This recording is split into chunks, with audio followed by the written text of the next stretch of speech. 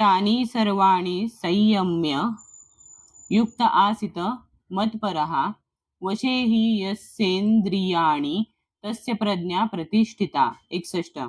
तानि ती इंद्रिये सर्वाणि सर्व संयम्य संयमित करून युक्त झालेला आसित स्थिर असावे. मत्परः माझ्याशी संबंधित वशे पूर्णपणे वश करून ही निश्चितपणे यस्य ज्याची इंद्रियाणी इंद्रिये तस्य त्याची प्रज्ञा चेतना भावना प्रतिष्ठिता दृढपणे स्थिर होते. जो इंद्रियांना पूर्णपणे वश करून त्यांचे संयमन करतो आणि आपली भावना माझ्यामध्ये दृढपणे स्थिर करतो त्याला स्थिर बुद्धियुक्त मनुष्य असे म्हटले जाते. तात्पर्य योग सिद्धीची परिपूर्णता म्हणजेच कृष्ण भावना याचे या श्लोकात स्पष्टपणे वर्णन करण्यात आले आहे. आणि जोपर्यंत मनुष्य कृष्ण भावना भावित होत नाही तोपर्यंत त्याला इंद्रियांना संयमित करणे मुळीच शक्य नाही. पूर्वीच सांगितल्याप्रमाणे दुर्वास मुनींनी अंबरीश महाराजांशी भांडण उकरून काढले आणि विनाकारण अहंकाराने क्रुद्ध झाले व त्यामुळे ते आपल्या इंद्रियांना आवरू शकले नाहीत. या उलट राजा अंबरीश दुर्वासांच्या इतके श्रेष्ठ योगी नव्हते पण ते भगवत भक्त होते. त्यांनी दुर्वासांचा अन्याय शांतपणे सहन केला आणि परिणामी ते विजयी ठरले. अंबरीश महाराज आपली इंद्रिये संयमित करू शकले कारण श्रीमद भागवतात 9.4.18 ते 20 सांगितल्याप्रमाणे त्यांच्याकडे पुढील गुण होते. स वै मनः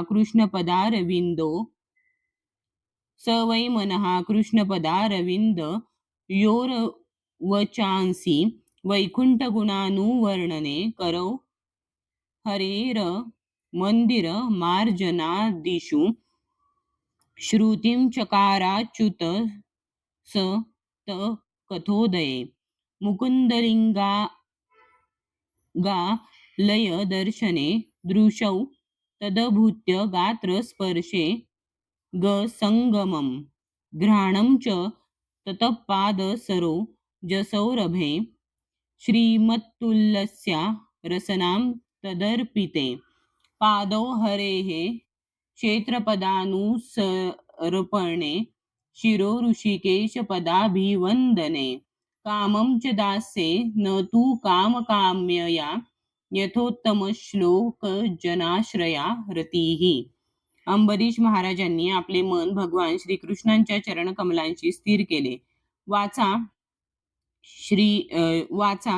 भगवत धामाचे वर्णन करण्यात रत केली. हातांनी भगवंतांच्या मंदिराचे मार्जन केले. कानांनी भगवत लीलांचे श्रवण केले. नेत्रांनी भगवंतांचे रूप पाहिले. आपल्या शरीराने भगवत भक्तांच्या शरीराला स्पर्श केला. नासिकाद्वारे भगवत चरणावर अर्पिलेल्या फुलांचा सुवास घेतला. जिव्हेने भगवंतांना अर्पिलेल्या तुळशीपत्राचा रस घेतला.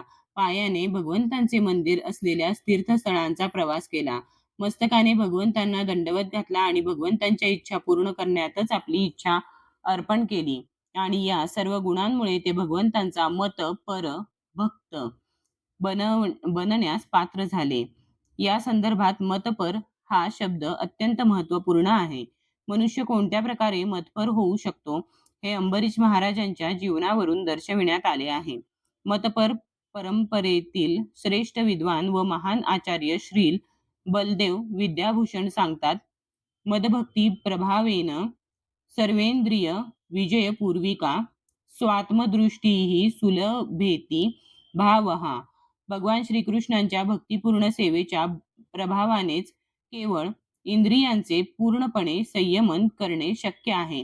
काही वेळा अग्नीचेही उदाहरण दिले जाते. ज्याप्रमाणे धगधगता अग्नी खोलीमधील सर्व गोष्टी जाळून टाकतो त्याचप्रमाणे योग्याच्या हृदयामध्ये स्थित असणारे भगवान विष्णू सर्व प्रकारची अशुद्धता जाळून टाकतात.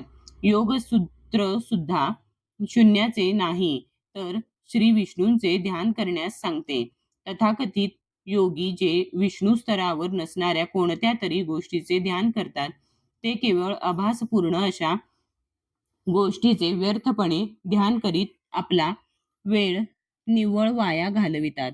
आपण भगवंतांवर आसक्त होऊन कृष्ण भावना भावित झाले पाहिजे. वास्तविक योगाचा हाच अंतिम उद्देश आहे.